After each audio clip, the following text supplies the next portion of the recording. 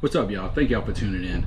The question that I often get asked is, am I still satisfied with my purchase of the Cayman Hatchwing? This month makes 1 year that we've mounted it on the John boat, and we've been fishing once a week, twice a week since then. And I tell you, it's been a great unit. Check out this video and some of the conditions that I put this unit through.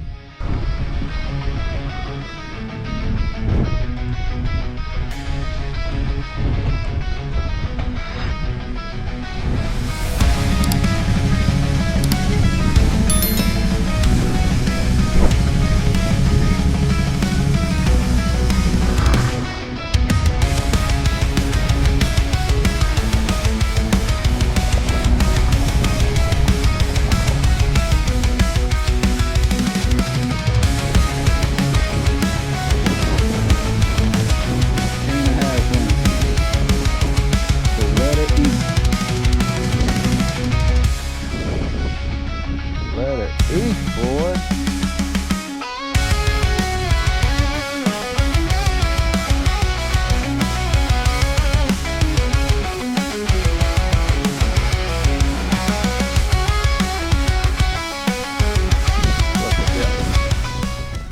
Since the last time we talked about the unit, I haven't changed anything with it. I still prefer the remote control over the foot pedal. I still have the piece of tape that's on the little speaker for the beep. Same piece of tape a year later. I fish and put this unit through all kind of conditions.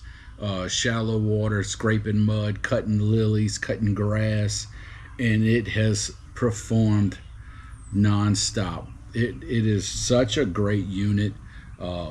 I hear a lot of negative complaints about it. You hear the gear and stuff like that, but it really hasn't bothered the fish in the areas that I'm fishing. I have several of my videos you can go back and see, and the redfish, when I'm sight casting redfish in very, very shallow water, they are right next to the boat. I caught one redfish after turning the trolling motor off and turning the unit. I caught a redfish right next to the trolling motor.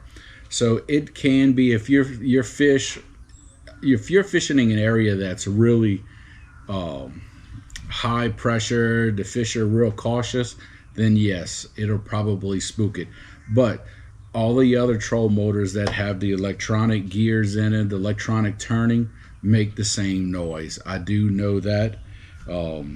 But the overall, I am extremely satisfied with this unit. The only thing a year later I wish I would have done, I wish I would have got the spot lock. The spot lock I think would have been really well in certain conditions and areas that I fish in here and there. But other than that, this unit has performed top notch. Let's take another look at it. So again, I still have the same plug that I use here.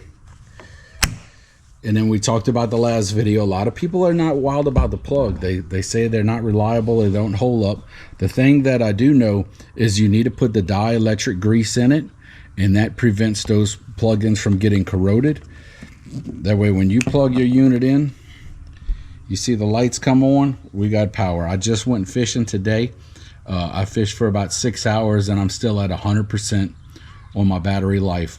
And I average troll with this thing on a 2 or 3 power. It has 9 speeds, and I'm normally on 2 or 3 when I'm freshwater fishing. Now when I'm saltwater fishing, it depends on where I'm going. I'll normally stay at about a 2, but if I see a red in the area, then I'll jump up to 7 or 8 to get to it.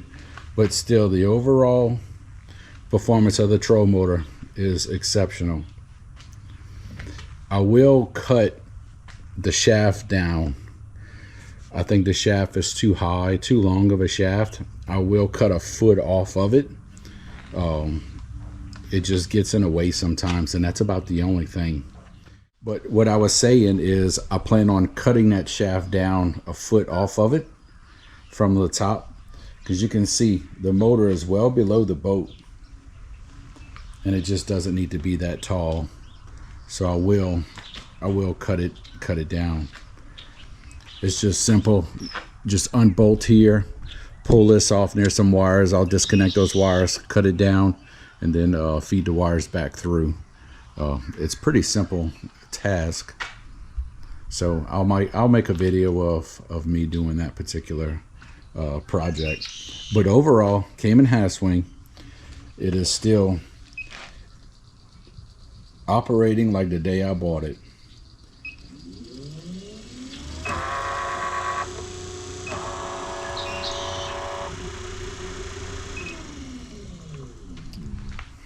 I love it.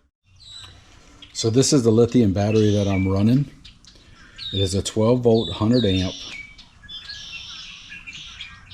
lithium, and as I was saying earlier, it connects to the phone, and I went fishing today and I'm still at 95%. So after doing a recap, am I satisfied? Absolutely. Would I buy the Cayman Half-Swing again? Absolutely. The only thing I would do different next time is I would buy the one with the spot lock. But the 12 volt 55 pound thrust Cayman Half-Swing has been phenomenal for this John boat. I would recommend it to anyone. So before you buy, check it out.